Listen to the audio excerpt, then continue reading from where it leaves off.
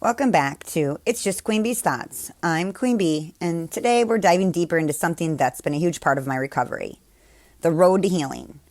It's one thing to make the decision to get clean, but it's another thing entirely to deal with the aftermath, the setbacks, the impact on your relationships, and understanding yourself in ways you might have avoided for years. If you've listened to the first 2 episodes, you know I've shared my journey with addiction, particularly my 10-year battle with Oxy and how meth, music, and self-reflection were part of my recovery process. But here's the thing. Healing doesn't follow a straight line. And honestly, for most of us, recovery is filled with moments of doubt, failure, and realization that what you thought you knew about yourself might not be the full picture. In today's episode, I want to take you through the parts of my healing that aren't so straightforward. The times when I fell back into old habits, the relationships that changed or were lost, and how embracing my neurodivergence has reshaped the way I see myself, my creativity, and my path forward. Let's start with the setbacks. If there's one thing I wish people talked more about, it's that recovery isn't just about getting clean. It's about staying clean, which is way harder.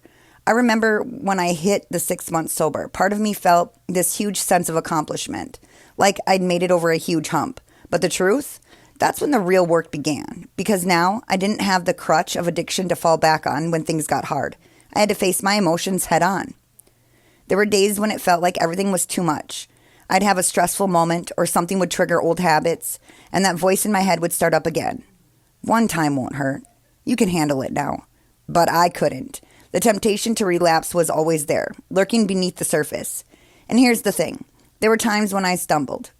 I wish I could say I never looked back, but the truth is I had moments where I slipped up, and that's part of recovery too, learning to forgive yourself when you don't get it right. Setbacks don't mean you failed. They're part of the process. What matters is what you do after the setback. For me, each time I stumbled, I had to make the conscious decision to get back up, to remind myself why I chose this path in the first place. And every time, music helped me pull through. It was the one constant that allowed me to express those raw emotions in a way that wasn't self-destructive. Next, I want to talk to you about relationships, because addiction doesn't just affect you. It affects everyone around you.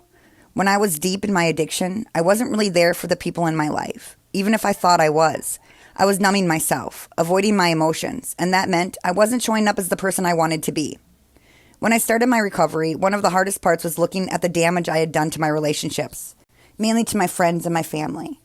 Some relationships couldn't survive my addiction, and I had to come to terms with that. People move on. They get tired of waiting for you to change, and that's okay. Recovery isn't just about fixing the external stuff. It's about rebuilding from within. And sometimes that means accepting that certain relationships won't be a part of your future. But here's the flip side. Recovery also strengthens the relationships that matter. As I started to heal, I found that people who truly cared about me stuck around. They supported me through the setbacks, and those relationships became deeper, more meaningful.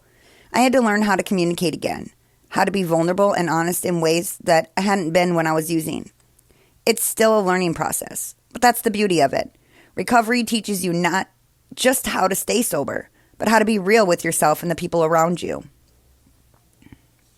Now, let's talk about something that's become a big part of my identity in recent years, being neurodivergent. For a long time, I didn't fully understand this about myself. It wasn't until I started reflecting on my behaviors, my thought patterns, and the way I process the world that I began to realize I'm not wired the same way as everyone else. And you know what? That's not a bad thing.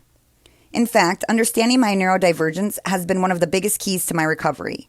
It helped me make sense of why I was drawn to certain behaviors, like addiction, and how I processed the chaos in my life. For me, meth wasn't just a way to escape. It was a way to quiet the noise in my brain, to focus. But now, without that crutch, I've learned to embrace my neurodivergence as part of my creative process. And that's where music comes in again. Being neurodivergent, my mind doesn't work in linear ways. It's more like a web of thoughts and emotions all happening at once. And music allows me to capture that, to express the chaos and turn it into something beautiful. Writing lyrics, composing melodies, it's all part of how I process my emotions and experiences. It's like each song I write helps me untangle a little bit more of myself. That's why my Neurodivergent album means so much to me. Each track is a reflection of a different part of my journey. Addiction, recovery, self-discovery. and how my brain, my emotions, my creativity all intersect. And yes, one of the tracks talks about how meth saved my life. And that song, as complicated as it is my truth. It's about how, even in my darkest moments, meth forced me to confront the parts of myself that needed healing. And now, I use that same intensity and reflection in my music to keep moving forward. So, if you take anything away from today's episode, I hope it's this. Healing is messy.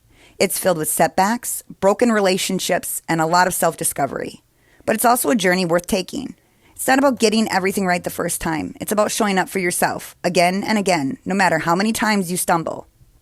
Next time, we're going to explore more about neurodivergence and creativity in recovery, how embracing who you are, fully and without apology, can be a powerful tool in healing. But for now, I want to leave you with a challenge. Take a moment to reflect on your own journey. What have been your setbacks? How have your relationships been affected by your growth or your struggles? And most importantly, how are you showing up for yourself today? If this episode resonated with you, I'd love to hear more from you. Share your story, your thoughts, or even your own creative process with me. Let's keep this conversation going. And if you haven't yet, go listen to my Neurodivergent album. I think you'll find something in that episode that speaks to you. Until next time, keep showing up, keep reflecting, and keep creating. You're stronger than you think.